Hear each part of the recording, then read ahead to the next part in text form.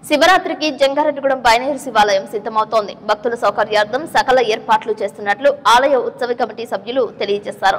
Jangareddygudem municipal commissioner Kommineni Venkataramana Shri Uma సహిత రామలింగేశ్వర స్వామికి విశేష పూజలు చేశారు. శివరాత్రి ఉత్సవాల ఏర్పాట్ల గురించి ఆలయ అర్చకులు తేజ శర్మ వివరించారు. పట్టణానికి పురోహితులు బాలాజీ శర్మ శివలింగాకారానికి అభిషేకాలు చేశారు. శివరాత్రి ఉత్సవాల నిర్వహణపై కమిషనర్ వెంకటరమణ హర్షం వ్యక్తం చేశారు. శివరాత్రి సందర్భంగా ఆలయ పరిసర ప్రాంతాలను పరిశుభ్రంగా శానిటేషన్ సిబ్బందికి ఆదేశాలు ఇస్తామని ఉత్సవ నిర్వహణ కమిటీకి తెలియజేశారు. ఈ నెల 26వ తేదీ నుంచి మార్చి 2వ తేదీ వరకు ఉత్సవాలు నిర్వహిస్తున్నట్టు తెలిపారు. 26వ తేదీ శివరాత్రి సందర్భంగా ఉదయం 4:26 విఘ్నేశ్వర పూజ, స్వామివారికి పంచామృత అభిషేకం, 8 గంటలకు కోలాటం, కామవరపు కోట వారిచే శ్రీ సాయి వీరభద్ర కోలాట భజన, రూపాదేవి శిష్య బృందంచే కూచిపూడి నాట్యం, అనంతరం భారీగా అన్న సమారాధన జరుగుతుందని అన్నారు. మార్చి 2వ తేదీ ఆదివారం తేలీల సంఘం వారిచే నారసాలు, వీరంగాలతో, విచిత్ర వేషాలు, సన్నాయి, బ్యాండ్ మేళాలతో, లైటింగ్ తో స్వామి ఊరేగింపు నిర్వహించనున్నట్లు తెలిపారు.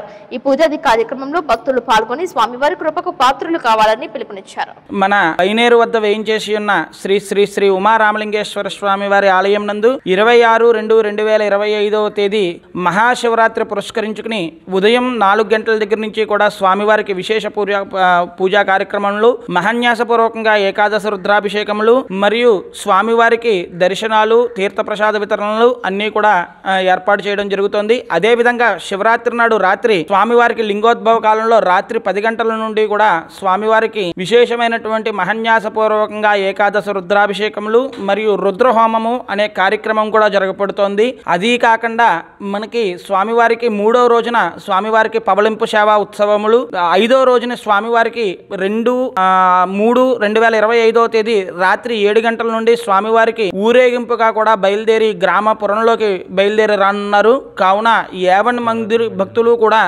ఈ విషయాన్ని గమనించి స్వామివారిని దర్శించి స్వామివారి యొక్క తీర్థ ప్రసాదములను పుచ్చుకుని స్వామివారి కృపకు పాత్రలు కాగలరని చెప్పి ప్రార్థిస్తున్నాము. అదేవిధంగా 26/2/2025 తేదీ ఉదయం 12 గంటల నుండి కూడా స్వామివారికి విశేషమైనటువంటి మహా అన్న సమారాధన కార్యక్రమం జరుగుతోంది. కావున 50 మంది భక్తులు కూడా ఈ అన్న సమారాధన కార్యక్రమంలో పాల్గొని స్వామివారి యొక్క తీర్థ ప్రసాదములను స్వీకరించవలసిందిగా కోరి ప్రార్థిస్తున్నాం.